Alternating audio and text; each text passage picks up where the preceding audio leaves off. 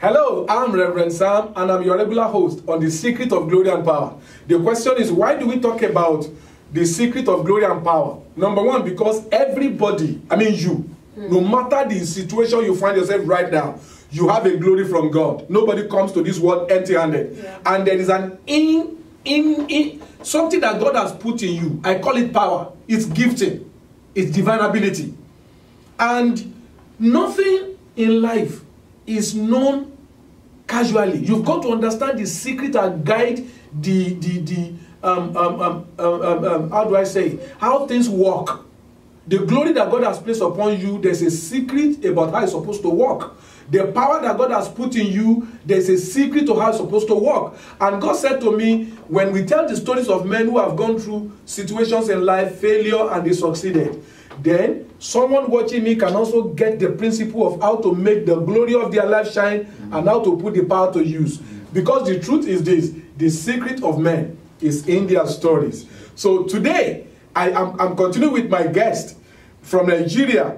I'm happy that they are here. He's been a friend of mine for like almost 20 years now, and is a great servant of God with his wife, who is not just a pastor but also an administrator. Now, to my left hand here, we have Pastor Adebowale Karunwi. He's the senior pastor of Jesus People Christian Center International. It's in 12A Babanisa Street off Dental Center in Abeokuta. And to my right is his wife, Pastor Mrs. Deborah Karunwi of Jesus People Christian Center, and is also here with us, and is an administrator. She is a strong administrator for that matter. Now, we want to continue on the story of Joseph, but I want you to know also that you don't just have to watch this program if you are wise. Number one, put to use whatever we are talking about. Number two, take advantage, because nothing lasts forever. I carry an anointing from God, and that anointing helps prosperity. And how can you become a partaker of that anointing? By placing advert on this program. You can place the advert for your special occasions or for your business on this program. And as you do that, you provide us with funding to be able to not only sustain this program, but to enlarge it. And as you help us to enlarge, you also are going to begin to experience enlargement, because the God of my calling is faithful. He has never failed. If he made the business of Potiphar to grow because Joseph was involved, he will make your business to grow because my anointing is involved. So today, we want to continue on the story of Joseph. And we're going to look at Joseph's lifestyle in Potiphar's house. Now, let's start with how Joseph entered Potiphar's house. He was bought as a slave. Yeah. Baba, I'd like you to enter from there. How you enter a place does not really matter. Like how you come out of a place. Okay. Now, if you look at the life of Joseph, this is a very interesting story about this character that we are studying. He entered into the house of Potiphar as a slave. But then, there is a question that always crop up in my heart. Now, was he the only slave there? No. He wasn't the only slave. Yeah. Why was it that it was him that Potiphar bought? There must be a divine intervention in You're talking about the slave market where so many slaves are. So many slaves were. Okay. And then he ended up eventually in Potiphar's house. You know, something that you must understand is this. That it does not matter what you are going through. Sometimes, yes, you can't see God's hands, as it were, but God is involved on a practical note in the affairs of men, especially those who put their trust in him. And so I'm saying to you that no matter what you are currently going through, sometimes you are going through some things that you don't even know, you are confused. But I'm telling you and I'm encouraging you that God is very much involved with your situation and your life. So he ended up in Potiphar's house. But then look at his lifestyle. He wasn't the only one in Potiphar's house also. He wasn't the only slave.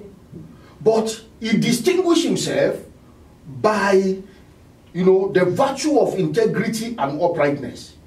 He was hardworking.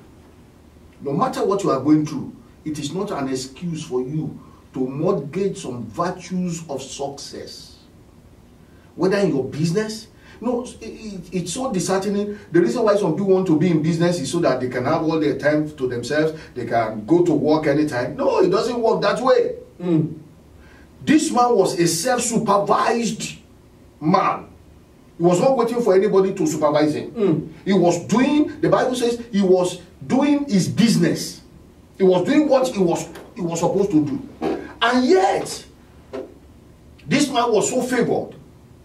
And I believe that the reason why he was so favored by God was because of his integrity. Now, while there, the Bible says Potiphar committed everything into his hand. Now today, listen to me, viewers. Today, many people feel it's an opportunity for them to help themselves to their bosses or whatever opportunity they have. But his master committed everything into his hand, but yet this man was accountable. He never misused any of such things. Misusing opportunity, Pastor. Yes. Now we have a generation of selfish people. People from our race, our culture. Many people complain about the way the government is going on in Africa. But the truth is that put them in that shoe, they will do worse. So how do we are talking about how to make sure that our glory shine. So what advice can you give that we make the next Joseph that is watching us to also be accountable, even when he's not called to account? Yeah. Go ahead. Praise the Lord. Hallelujah. You see, anyone that finds himself in any place should be ready to do what he or she ought to do accordingly. Okay. Joseph was a slave, right? He's supposed to act as a slave, and he was doing so. How? Or how do I mean?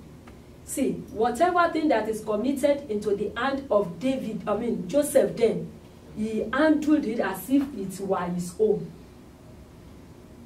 So anyone watching me or hearing me now, or hearing us now, whatever thing that is committed into your hand, handle it as if it is your own. Whosoever you are working for, in the government, in the business, even in the school, do it as if it is your own. Because you yourself, you will not do your business, you will not see your business going down or messing up.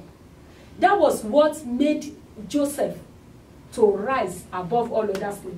You know that thing you said, doing it as if it's your own, it reminds me of in the early days of my life when I was privileged to be working as a class teacher.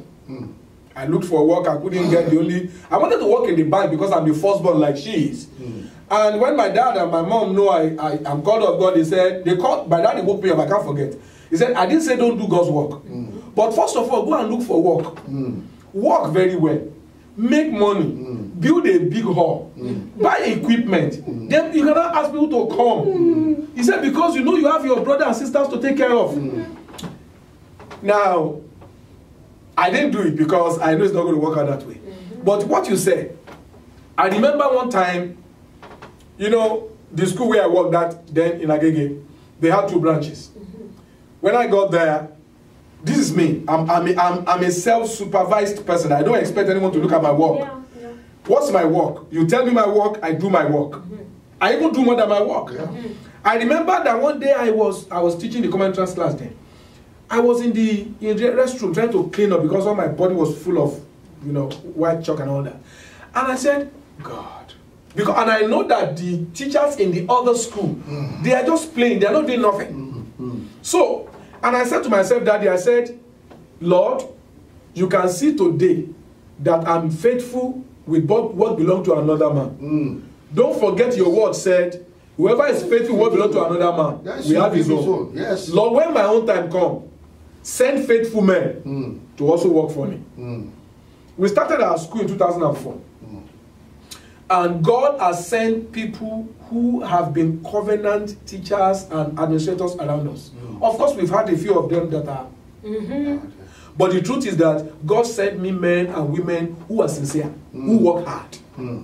I said that because of what she said. And like before we started the recording, we were saying something. Joseph came in as a slave, so he had no right. There's no contractual agreement that he signed. Whatever he was given to do, he was obligated to doing them. But this is one thing that I want us to also learn from that young man. Though he did not have proper contractual agreement, maybe you are working in a place where it looks like they are using you. Listen, there's a proverb in my language that says, Adaniloro, Adanilofin. Whoever is afflicting you and making you to do more than normal today, he is training you. What they don't know is that every training you acquire from there, they can't take it away when you are ready to leave. Yes. So, what are we trying to say? It may not be convenient today, but if your dream is to be great, then you've got to know. Forget about it's my right. If they don't pay me, I'm not going to work. Listen, do the work. Some people's destiny, they have limited it and pegged it at how much money they will collect.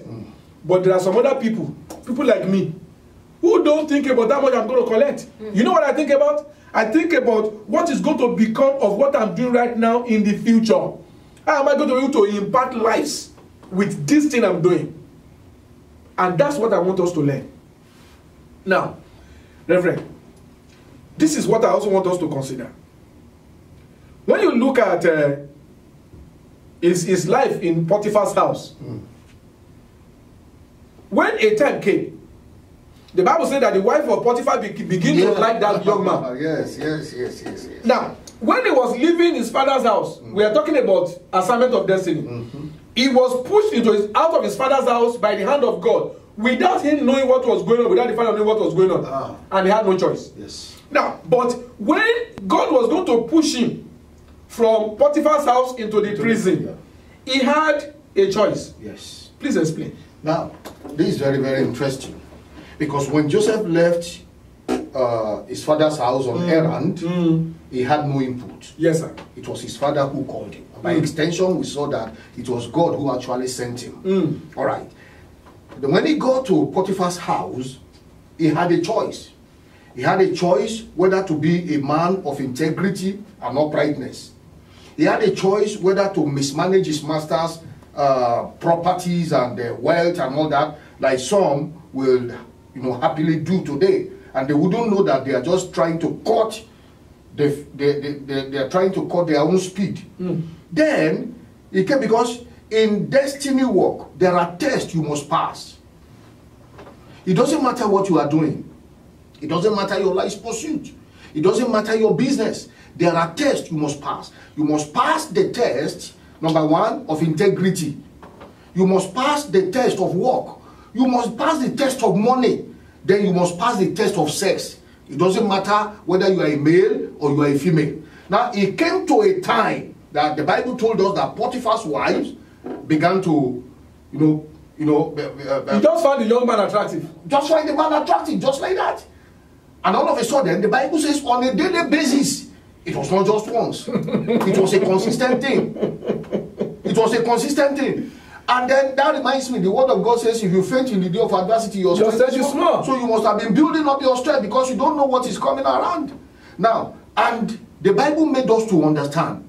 The woman said, Potiphar left everything in Joseph's hand. And then the wife is now saying, sleep with me. Now, perhaps if he had done that, nobody would have known. Nobody would not be talking of Joseph today.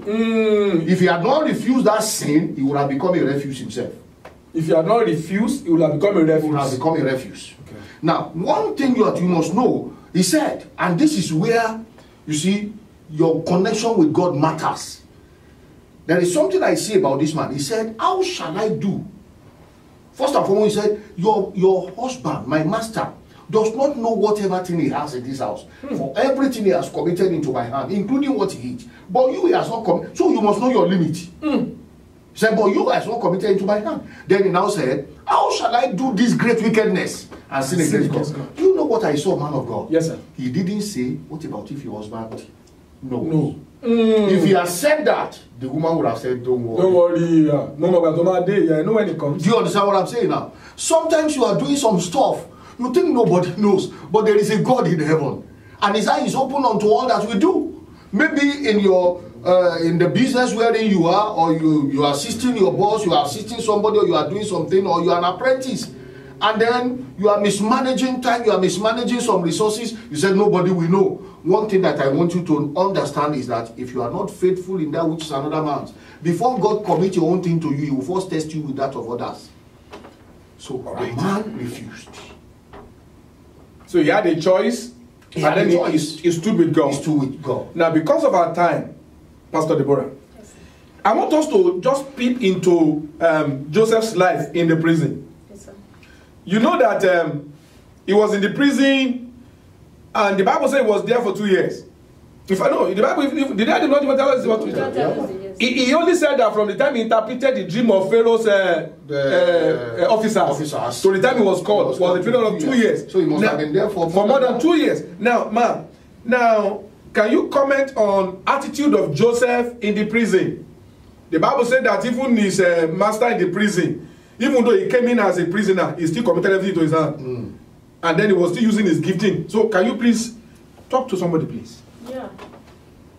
You see, there is no situation you may be if you are connected to God, that God will not be there with you. So I'm telling someone that is listening to us now, don't say, they can talk because they are okay. Yeah, don't forget that we too, we had passed through.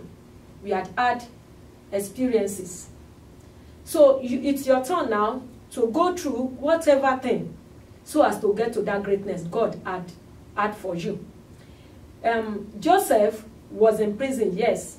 But do you know, and I'm telling you, that this man did not forget God that had given him that dream in the first instance. So it was that God he stood by.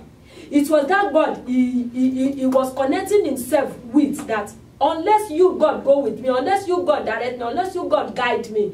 That was what that man, Joseph, was doing even in the prison. You see, prison can be likened to a bad situation in our lives, because prison is a limited place. Prison is like a hole. And you see, this man had been in a hole, in a pit, before he was taken. So he's also in a prison. Don't say because I've been in one situation before, I ought to have gotten out of it, I ought to have been in this place. No. So you see, when you are going through these things, God is taking you step by step, and you are going through that in order for you to have a formidable testimony, or a formidable life testimony, so that people will be able to see and know that your case is settled by God, the Lord of the universe. So this man stood by God. This man know what God wanted. This man followed the precepts of God for his life, and that was why he had to scale through in the prison. Sir, somebody is watching us right now. You have great desire. You have tried and tried in Africa. Enemy of the father's house, enemy of the mother's house, and the enemy of yourself. Did not allow you to fulfill your destiny. And you sit down where you are right now, and you look at people on TV. You say, I can do better than these people. And you are like in the prison. And you are saying, am I going to have any day that is going to be my day? Now, I want, man of God, I want to talk about the life of Joseph. Because while he was in the prison, God brought him opportunity to use his gifting. Yeah. He will have ignored. He will have allowed his problem to overwhelm him. To overwhelm him. Yes. So, man of God, please. Thank you very much. See, something that you must know, whatever situation you find yourself right now, is that attitude is everything in life. And that's why somebody said, attitude will determine your altitude. It determines the height you get into. Joseph was in prison, but he didn't allow prison mentality to get into him. You can be poor. You can be going through some stress. You can have bills piling up upon you. But don't let them get into you. Amen. If you allow them to get into you, you are going to misbehave. The reason why Joseph did not misbehave in the prison, and even in Potiphar's house, was because he kept the vision. He kept the dream. He knew this is just going to be for a moment. Now, and while he was there, his attitude showcased him. Attitude matters. That's why we have to, no matter, let me tell you something very carefully here. When you are going through things, why does God, now the God we are talking about has power to just take you from this point and take you from A to Z immediately. He has the power. Yes, sir. But you know why God won't do that? God wants you to go through things because he's much more interested in your character than in what he does for you. God is much more interested in your character, your attitude, than what he does for you. Because at the end of the day, the sustainability of what he does for you is going to be measured by the degree of your character. That was what we saw in the life of this man. And right there, his character pedestaled him above every other prisoner today. He wasn't the only prisoner. He wasn't the only prisoner. Just as he wasn't the only house boy. He wasn't the only house boy, and he was not the only slave when in the slave market. But there was something. Now, this is where I'm going. You may have a dream. Don't think that dream. Don't think that vision. Don't think that pursuit. Don't think that desire. Don't think that ambition is just enough and it can just come to pass. There is something that must sponsor that particular thing. Your character matters. That is why position does not make a man. A man makes a position. Okay. Put a man who does not have character, make him the president of the United States of America today. Yes, sir. He will fumble. And he will come down. That's why your character matters. So, in the time that you are going through things, you are going through pressure, financial pressure, matrimonial pressure, don't let your attitude reflect the demands of the scripture. And while he was there, the Bible says it didn't take time. The officers in the prisons, the Bible made us to understand they committed everything into his hand. Then you see what I saw again. This man, because he didn't allow prison to get into him, he was still trading with his giftings right there in the prison. Now you are going through things right now. Now there are some endowments in you. There are some giftings. There are some things that God has blessed you with. What are you doing with them? Don't keep them latent. Activate them. Use them. You are going through things. You have the ability to trade. You have the ability to cook. You have the ability to do this. You have some special skill. You have some special giftings. Now what are you doing with them? Sometimes because when people go through things, they just surrender those things and say, well, it doesn't matter. It matters. Go and pick it again. Dust the thing again and begin to use it, because it was as Joseph was using that gift even right in the prison. He was able to interpret the butler's dream, and the baker. And from there, it became the passageway to meeting Pharaoh. The Bible says, the gift of a man maketh room for him. That thing that go, don't look like big man of God. Do you understand? Big advertisement. Yes, sir. You say it's in you. Yeah. And the word of God says God is able to do far above all that we think or ask, according to the power that is at work within us. So look inside and use what you have. Wow. We don't have enough time. Now, what do I do now? I want us to quickly, in 2 minutes, let's talk about Joseph's gift of administration. Good. Because the truth is that God can give you opportunity, but how you administer the opportunity will determine how far you can enjoy the opportunity. That's true. Now, Mama, first 30 seconds, then a gift of administration. Gift of administration. There's no gift that man can possess that does not come from the Lord. Hallelujah. So, gift of administration, you should be able to discern. And you should be able to place a priority. Okay. That's how to do it. Place a priority of how to administer a certain thing or a certain situation that comes around you. Okay. Even or people that comes around you. You don't place what ought to be at the back to the front. So when you look up unto the Lord, the Bible says they look up unto him, they are lightened and they are never put to shame. When you look up unto the Lord for direction, for guidance, I always say this. Okay. Yeah. So by the time you look unto the Lord, he will tell you, place this, put this in order. I quickly want to chip in. I remember one time I was reading a magazine from Kenneth Copeland. I can't remember the believer's voice, something like that, from Mama Copeland. Okay. Yeah. He was saying sometimes they had to move from one place to the other, and the whole house was unkempt. And she had to go and have a fellowship with the Lord. And all these things were before him. So she waited on the Lord, the Holy Spirit. And the Holy Spirit was directing him, don't worry, my daughter. Just take this, put it there, take this, put it there. And before you know it, the whole house was okay. Well, talking about administration, you're talking about ability to manage time, ability to manage resources, and to manage people, and to manage the opportunity that God presents across your way. Because you see, this thing matters a great deal. I think, unfortunately, that is where people of the color, that's where they are missing it. I'm so sorry to say this. Now, many times, God presents an opportunity before you right now. Yes, sir. How do you spread that opportunity to last you for a lifetime? How do you transfer the opportunity today into the future? That's where we have so much problem. Whether you are having a breakthrough right now, the reason why some people are having stress is because they were not able to apply this simple principle.